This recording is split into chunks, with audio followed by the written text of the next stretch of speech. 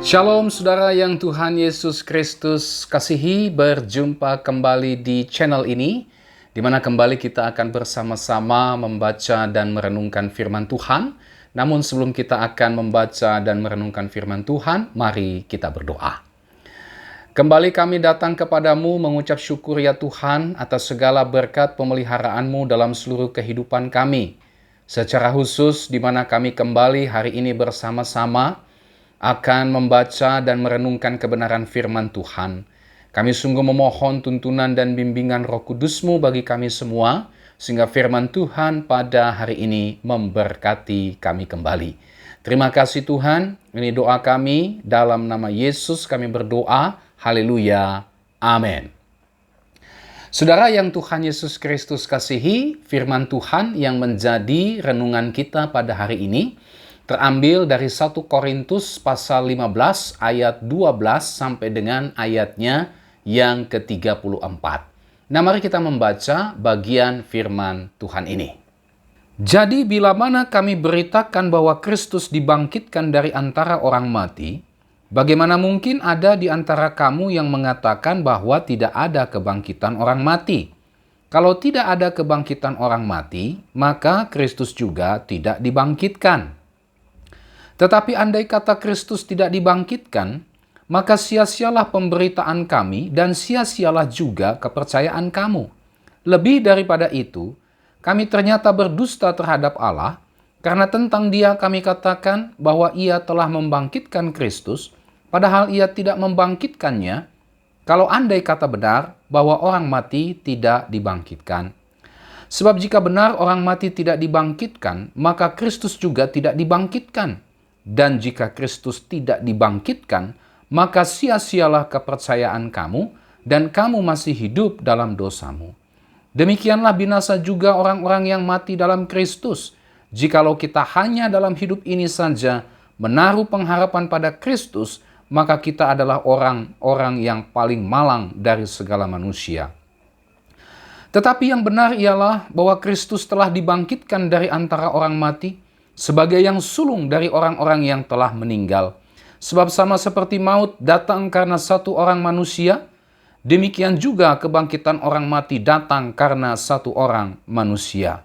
Karena sama seperti semua orang mati dalam persekutuan dengan Adam, demikian pula semua orang akan dihidupkan kembali dalam persekutuan dengan Kristus. Tetapi tiap-tiap orang menurut urutannya, Kristus sebagai buah sulung, sesudah itu mereka yang menjadi miliknya pada waktu kedatangannya. Kemudian tiba kesudahannya, yaitu bila mana ia menyerahkan kerajaan kepada Allah Bapa, sesudah ia membinasakan segala pemerintahan, kekuasaan, dan kekuatan.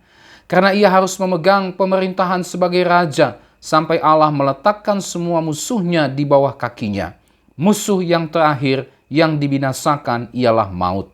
Sebab segala sesuatu telah ditaklukkannya di bawah kakinya, tetapi kalau dikatakan bahwa segala sesuatu telah ditaklukkan, maka teranglah bahwa ia sendiri yang telah menaklukkan segala sesuatu di bawah kaki Kristus itu tidak termasuk di dalamnya. Tetapi kalau segala sesuatu telah ditaklukkan di bawah Kristus, maka ia sendiri sebagai anak akan menaklukkan dirinya di bawah Dia yang telah menaklukkan segala sesuatu di bawahnya, supaya Allah menjadi semua di dalam semua. Jika tidak demikian, apakah faedahnya perbuatan orang-orang yang dibaptis bagi orang mati? Kalau orang mati sama sekali tidak dibangkitkan, mengapa mereka mau dibaptis bagi orang-orang yang telah meninggal? Dan kami juga, mengapakah kami setiap saat membawa diri kami ke dalam bahaya? Saudara-saudara, tiap-tiap hari aku berhadapan dengan maut demi kebanggaanku akan kamu dalam Kristus Yesus Tuhan kita. Aku katakan bahwa hal ini benar. Kalau hanya berdasarkan pertimbangan-pertimbangan manusia saja aku telah berjuang melawan binatang buas di Efesus, apakah gunanya hal itu bagiku? Jika orang mati tidak dibangkitkan, maka marilah kita makan dan minum, sebab besok kita mati. Janganlah kamu sesat, pergaulan yang buruk merusakkan kebiasaan yang baik. Sadarlah kembali sebaik-baiknya, dan jangan berbuat dosa lagi. Ada di antara kamu yang tidak mengenal Allah. Hal ini kukatakan supaya kamu merasa malu. Demikian saudara firman Tuhan yang menjadi renungan kita pada hari ini. Dan tema firman Tuhan pada hari ini adalah makna kebangkitan Kristus bagi gerejanya. Nah saudara yang Tuhan Yesus Kristus kasihi, berbicara tentang gereja, istilah gereja ini menunjuk kepada orang-orang yang telah mengalami karya keselamatan di dalam Yesus Kristus. Ya, jadi itulah gereja, kumpulan orang-orang yang telah mengalami karya keselamatan di dalam Yesus Kristus. Nah, di dalam perikop firman Tuhan yang menjadi renungan kita pada hari ini, kita akan melihat apa saja makna yang kita bisa ambil dari peristiwa kebangkitan Kristus bagi gerejanya. Yang pertama, saudara, makna kebangkitan Kristus bagi gerejanya adalah gereja mengalami kemenangan. Nah, saudara yang Tuhan Yesus Kristus kasihi, kebangkitan Kristus ini adalah kemenangan Kristus atas segala sesuatu. Ayatnya yang ke-20 sampai dengan ayatnya yang ke-28.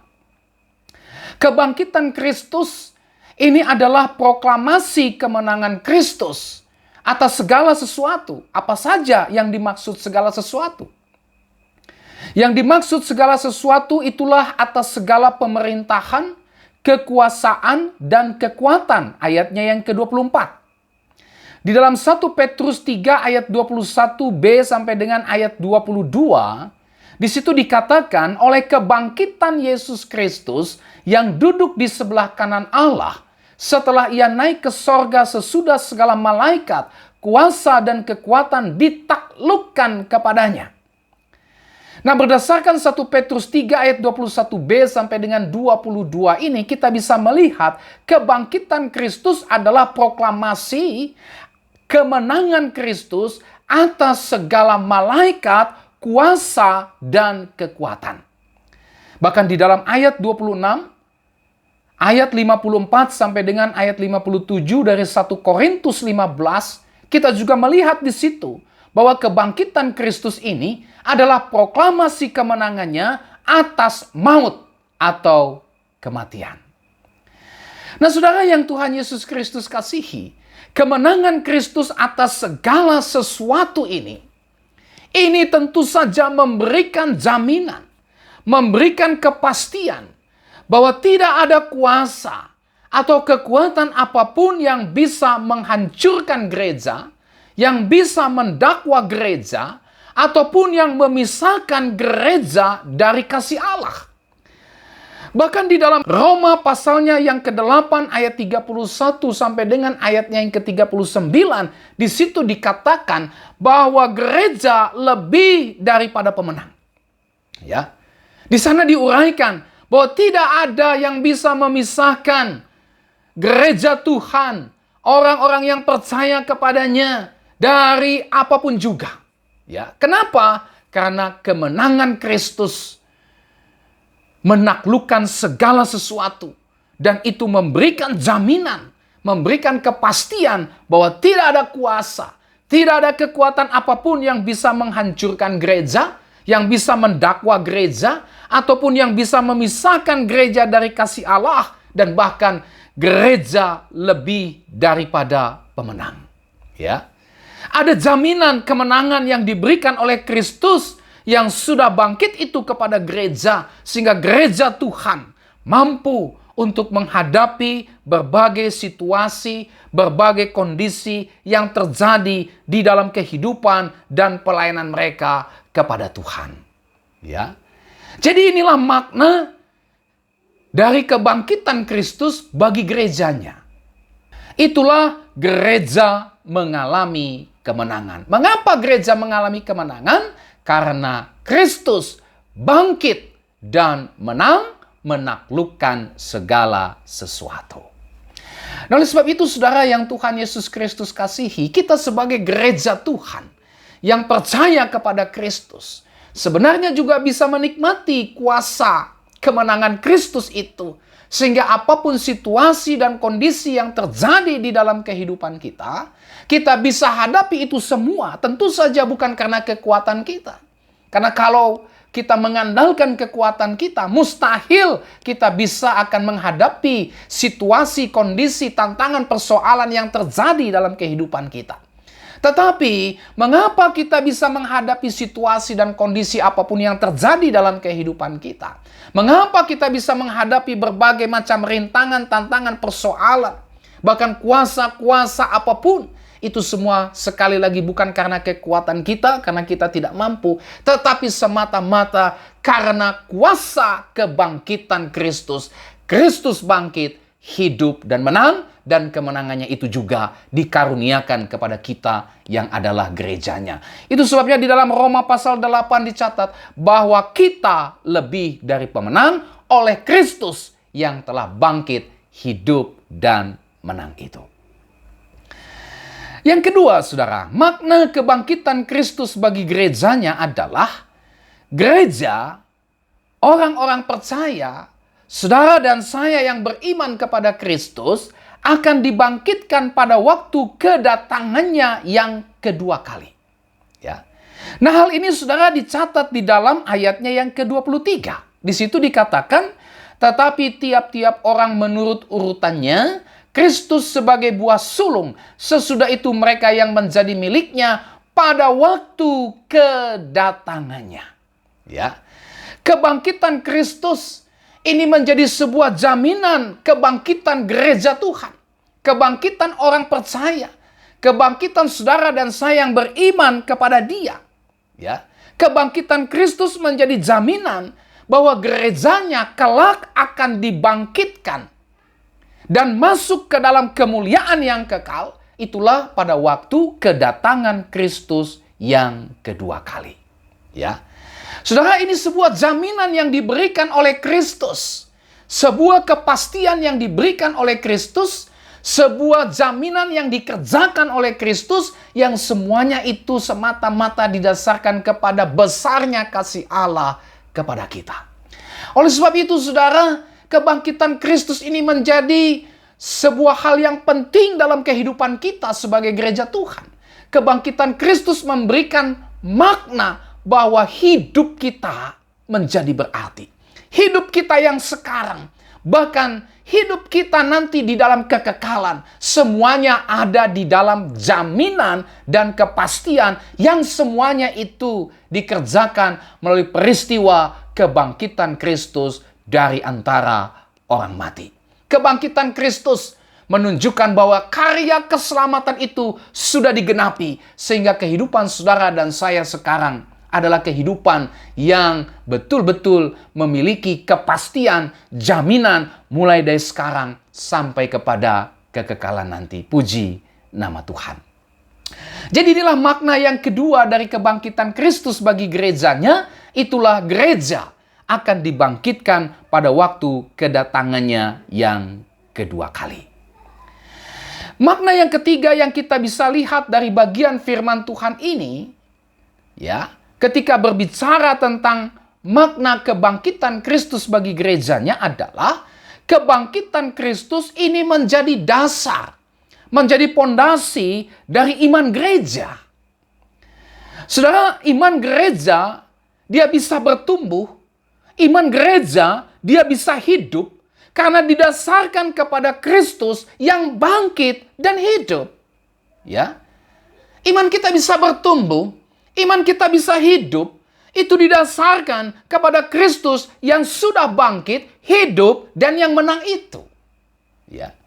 Tidak mungkin saudara iman gereja bisa bertumbuh, iman gereja bisa hidup, jika didasarkan kepada Kristus yang mati dan tidak bangkit. Ya. Jika Kristus tidak dibangkitkan, maka sia-sialah gereja beriman kepada Kristus, dan gereja masih hidup dalam dosa. Itu dicatat dalam ayat 14 dan ayat 17. Ayat 14 berkata, tetapi andai kata Kristus tidak dibangkitkan, maka sia-sialah pemberitaan kami dan sia-sialah juga kepercayaan kamu. Ayat 17, Dan jika Kristus tidak dibangkitkan, maka sia-sialah kepercayaan kamu dan kamu masih hidup dalam dosamu. Ya. Iman tidak akan bertumbuh. Iman tidak akan pernah hidup jika didasarkan kepada Kristus yang mati dan tidak pernah dibangkitkan. Ya. Jika Kristus tidak dibangkitkan, saudara, maka gereja adalah orang yang paling malang di antara semua manusia karena beriman kepada Kristus yang mati dan tidak bangkit. Ya. Tadi ayat 19 berkata, jikalau kita hanya dalam hidup ini saja menaruh pengharapan pada Kristus, maka kita adalah orang-orang yang paling malang dari segala manusia. Ya. Kalau Kristus ternyata tidak dibangkitkan, saudara, maka sia-sialah iman kita kepada Kristus dan kita adalah orang yang paling malang. Gereja adalah orang yang paling malang di antara semua manusia karena mereka menyandarkan keselamatan mereka kepada Kristus yang mati dan tidak bangkit itu. Ya. Percuma saja gereja beriman kepada Kristus yang hanya mati tapi tidak bangkit. Untuk apa gereja beriman kepada sosok yang mati tapi tidak bangkit? Untuk apa gereja mempercayakan keselamatannya kepada pribadi yang justru takluk kepada kematian? Ya. Apa sih yang bisa diharapkan dari orang yang sudah mati dan tidak bisa bangkit dari kematian? Ya. Percuma gereja beriman dan berpengharapan kepada Kristus. Percuma gereja hidup kudus. Percuma gereja menjauhi dosa. Percuma gereja berjuang melakukan hal-hal yang baik dan berkenan kepada Allah. Percuma gereja menahan diri dari semua hawa nafsu dan kenikmatan dosa. Karena semua itu ternyata tidak ada gunanya kalau Kristus mati dan tidak bangkit. Tidak ada gunanya, saudara. Ya. Percuma juga gereja memberitakan Injil atau kabar baik. Ayat 14. Tetapi andai kata Kristus tidak dibangkitkan, maka sia-sialah pemberitaan kami. Sia-sia, tidak ada gunanya. Percuma, tidak berdampak apa-apa. Ya, kenapa? Karena pribadi yang diberitakan, pribadi yang disaksikan, mati, tidak bangkit. Apa yang diharapkan dari pribadi yang mati dan tidak bangkit itu? Kabar baik apa sih yang bisa disampaikan dari Kristus yang mati dan tidak bangkit? Ya. Kasihan gereja kalau mendasarkan iman kepada Kristus yang mati dan tidak bangkit. Sia-sia gereja memberitakan Injil kalau Kristus mati dan tidak bangkit. Bahkan tadi gereja disebut sebagai orang yang paling malang di antara semua manusia karena mengharapkan keselamatan kepada pribadi yang mati dan tidak dapat bangkit dari kematian. Gereja pada akhirnya sama saja dengan semua orang yang hidup dalam dosa yang pada akhirnya akan binasa juga. Untuk apa berbuat kebaikan? Untuk apa hidup kudus? Untuk apa hidup suci? Untuk apa menjauhi dosa? Kalau ternyata Kristus mati dan tidak bangkit, sama saja kita dengan orang yang tidak beriman kepada Kristus yang sama-sama akan binasa. Kalau Kristus tidak dibangkitkan, maka untuk apa beriman kepada Kristus? Lebih baik terus hidup sesuka hati kita saja. Karena tidak ada yang namanya kebangkitan. Karena Kristus mati dan tidak bangkit. Ayat 32. Jika orang mati tidak dibangkitkan, maka marilah kita makan dan minum. Sebab besok kita mati. Mari kita senang-senang. Mari kita lampiaskan apapun yang menjadi keinginan kita. Kenapa? Karena kalau sudah kita mati, tidak ada yang namanya kebangkitan. Ya. Tetapi saudara, faktanya Kristus bangkit dan hidup. Sehingga iman gereja dapat bertumbuh. Iman gereja hidup karena dilandaskan kepada Kristus yang telah bangkit dan hidup. Ya, itu faktanya. Kristus bangkit. Kristus hidup. Kristus menang. Kristus bangkit. Sehingga iman dan pengharapan gereja kepada Kristus ini tidak akan pernah sia-sia. Ya. Kristus bangkit. Sehingga perjuangan iman gereja tidak akan pernah sia-sia. Ayat 29 sampai dengan ayat 34. Ya. Paulus menguraikan bagaimana perjuangannya, pengorbanannya dalam memberitakan Injil. Bahkan sampai-sampai nyawanya pun terancam. Ya. Paulus katakan, untuk apa saya lakukan itu semua? Capek-capek saya menderita, bahkan harus menanggung ancaman kematian. Kalau ternyata Kristus mati dan tidak bangkit, untuk apa? Tetapi karena Kristus faktanya bangkit, maka perjuangan iman Rasul Paulus yang dicatat dalam 2 ayat 29 sampai dengan ayat 34. Pengorbanan perjuangannya di dalam memberitakan kabar baik itu tidak akan pernah sia-sia. Kenapa? Faktanya Kristus bangkit. Sehingga perjuangan, pengorbanan gereja Tuhan, iman gereja Tuhan tidak akan pernah sia-sia. Kristus bangkit. Sehingga Injil dapat diberitakan dengan penuh kuasa yang membawa manusia kepada keselamatan kekal. Kenapa? Karena Kristus yang diberitakan itu bukan sosok atau pribadi yang mati, yang takluk kepada kematian atau maut, tetapi pribadi yang hidup, yang sudah menaklukkan kematian atau maut itu, sehingga bisa membawa orang kepada keselamatan kekal. Ya. Iman gereja kepada Kristus tidak akan bisa goyah. Kenapa? Karena dilandaskan kepada Kristus yang bangkit dan hidup. Ya, nggak akan goyah. Kenapa? Karena yang menopang bukan sosok atau pribadi yang mati. Bagaimana orang mati bisa menopang iman seseorang? Mustahil, saudara. Tetapi karena Kristus, dia bangkit, menaklukkan kematian. Dia hidup, maka dia punya kuasa untuk menguatkan iman gereja. Sehingga iman gereja terus bertumbuh. Iman gereja hidup. Iman gereja tidak bisa goyah dalam menghadapi tantangan dan persoalan apapun. Karena dilandaskan kepada Kristus yang bangkit dan hidup. Tuhan Yesus pernah berkata dalam Injil Matius, Aku akan mendirikan jemaatku di atas batu karang ini, dan alam maut tidak akan menguasainya. Kenapa? Karena Kristus sudah menaklukkan alam maut itu. Kristus sudah menaklukkan yang namanya kematian.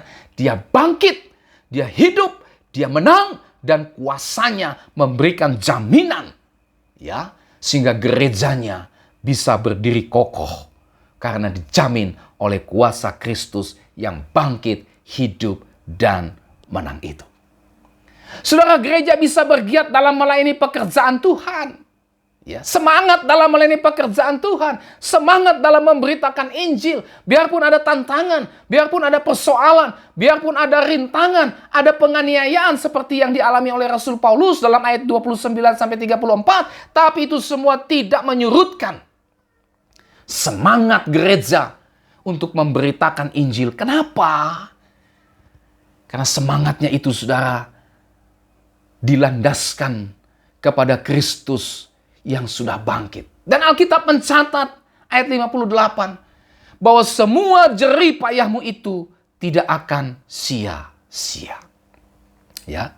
Ayat 58 1 Korintus 15 Paulus berkata, "Karena itu saudara-saudaraku yang kekasih." Karena apa?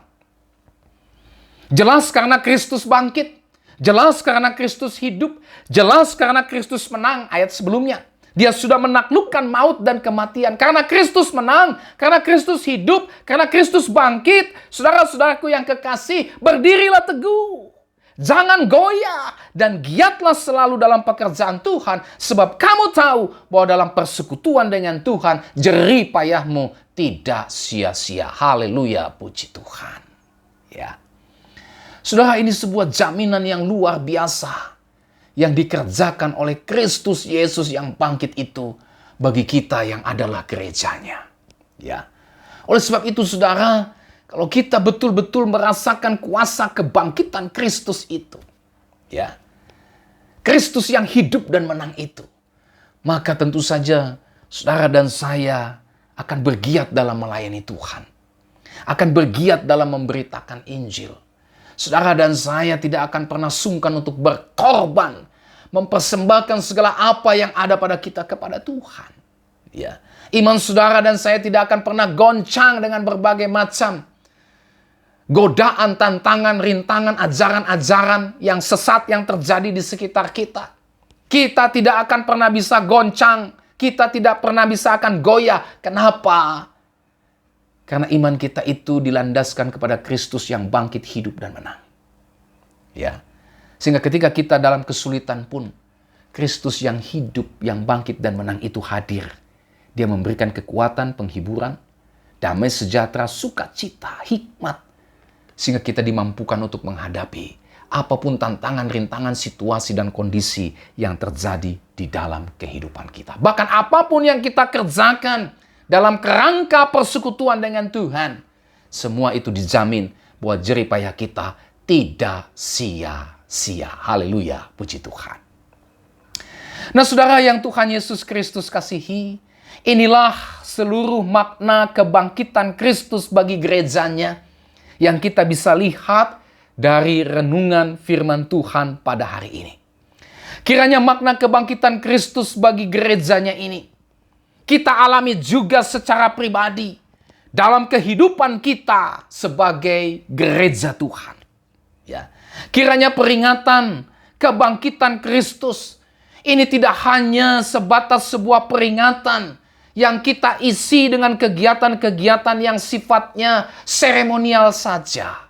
Perayaan-perayaan biasa saja. Tetapi yang lebih penting adalah kuasa kebangkitan Kristus itu betul-betul saudara dan saya rasakan di dalam kehidupan saudara dan saya, dan betul-betul mengubah kehidupan saudara dan saya, di mana pertama, kita dibebaskan dari kuasa kegelapan dan kita hidup dalam terang Kristus. Ya. Kuasa kebangkitan Kristus itu betul-betul kita rasakan dalam kehidupan kita. Betul-betul mengubah kehidupan kita. Sehingga kita tidak lagi hidup dalam dosa. Tetapi sekarang hidup dalam kebenaran. Karena Kristus telah menebus dan menyelamatkan kita. Kita tidak lagi membiarkan dosa menguasai kita kembali. Karena kita sudah dilepaskan dari kuasa dosa. Ya. Kita tidak akan tunduk lagi kepada dosa. Kita tidak akan menyerah lagi terhadap godaan dosa. Tetapi kita melawan. Kita mematikan setiap godaan dosa. Setiap keinginan daging. Ataupun kenikmatan duniawi yang penuh dengan hawa nafsu. Dengan bersandar kepada kuasa Yesus Kristus yang telah bangkit. Yang hidup dan yang menang itu, saudara. Kebangkitan Kristus yang membawa kemenangan atas segala sesuatu. Ini memberikan jaminan kemenangan kepada kita di dalam melawan dan mematikan setiap keinginan dosa, setiap kuasa apapun, serta melawan setiap tipu muslihat iblis. Inilah yang terjadi, yang seharusnya kita alami ketika kita merasakan Kristus yang bangkit itu hadir dan mengubah seluruh kehidupan kita. Yang kedua, saudara. Ketika kita mengalami kuasa kebangkitan Kristus, tentu saja terjadi sebuah perubahan hidup dalam kehidupan kita. Di mana kita terus bertumbuh dalam iman. Ya, dalam pengenalan kita akan Allah. Kita terus bertumbuh di dalam kehidupan rohani kita, dalam kehidupan iman kita, melalui persekutuan kita dengan Allah yang diwujudkan dalam tekun beribadah, ya, tekun berdoa, tekun membaca, merenungkan dan melakukan firman Tuhan, memberi diri kita untuk dipimpin, dibentuk, dikendalikan dan dikuasai oleh Tuhan sepenuhnya yang memimpin kita, membawa kita kepada ketaatan dan kesetiaan kepada Tuhan. Ini yang seharusnya terjadi. Iman kita bertumbuh. Ya, iman kita hidup. Pengenalan kita kepada Tuhan semakin dalam. Ya, yang diwujudkan dengan beberapa contoh itu tadi. Dan yang ketiga, yang terakhir, saudara. Kalau Kristus itu bangkit dan kuasanya betul-betul kita rasakan di dalam kehidupan kita, maka kita akan giat di dalam melayani pekerjaan Tuhan. Kita akan semangat di dalam memberitakan Injil, ya, dengan melibatkan seluruh sumber daya yang ada pada kita. Baik itu mungkin pikiran kita, tenaga kita, waktu kita, uang kita, kekayaan kita, talenta kita, karunia kita, kekuatan kesehatan yang ada pada tubuh kita, serta semua apapun yang ada pada kita. Sehingga apa? Sehingga pekerjaan Tuhan semakin maju dan banyak orang diberkati, serta orang pada akhirnya mendengar Injil kabar baik dan diselamatkan oleh Tuhan melalui kabar baik atau Injil Kristus yang bangkit, hidup, dan menang itu. Nah, inilah saudara yang seharusnya terjadi di dalam seluruh kehidupan kita. Makna kebangkitan Kristus bagi gerejanya, bagi saudara dan saya. Kiranya ini semua betul-betul nyata dan terjadi, kita alami di dalam kehidupan kita sebagai orang-orang yang telah merasakan, yang telah menerima karya dan keselamatan dari Tuhan Yesus yang bangkit, hidup, dan menang itu. Tuhan Yesus memberkati kita dengan firman-Nya pada hari ini. Amin. Mari kita berdoa. Bapa di dalam sorga, terima kasih untuk firman-Mu pada hari ini. Kiranya apa yang menjadi renungan kami pada hari ini menguatkan kami, membangunkan iman kami yang mungkin selama ini tertidur atau suam. Bahkan membawa kami untuk datang kepada Kristus yang hidup, bangkit, dan menang itu. Memberi diri kami Tuhan untuk diubah, dibaharui, diselamatkan oleh Tuhan. Terima kasih untuk firman-Mu ini ya Tuhan. Dan biarlah makna kebangkitan Kristus bagi gerejanya ini bukan hanya kami tahu, bukan hanya sebatas pengetahuan saja, tetapi betul-betul juga kami alami, kami rasakan, kami terima di dalam seluruh kehidupan kami. Sehingga kami betul-betul mengalami kehidupan yang diubah dan dibaharui oleh kuasa kebangkitan Kristus. Terima kasih untuk renungan firman Tuhan hari ini. Dan berkatilah kami dengan firman-Mu. Dan biarlah kami terus dibaharui Tuhan dari waktu ke waktu melalui firman Tuhan. Berkati kami semua dengan firman-Mu hari ini. Dalam nama Yesus kami berdoa. Haleluya. Amin. Sampai kita berjumpa kembali saudara. Tuhan Yesus memberkati saudara dan shalom.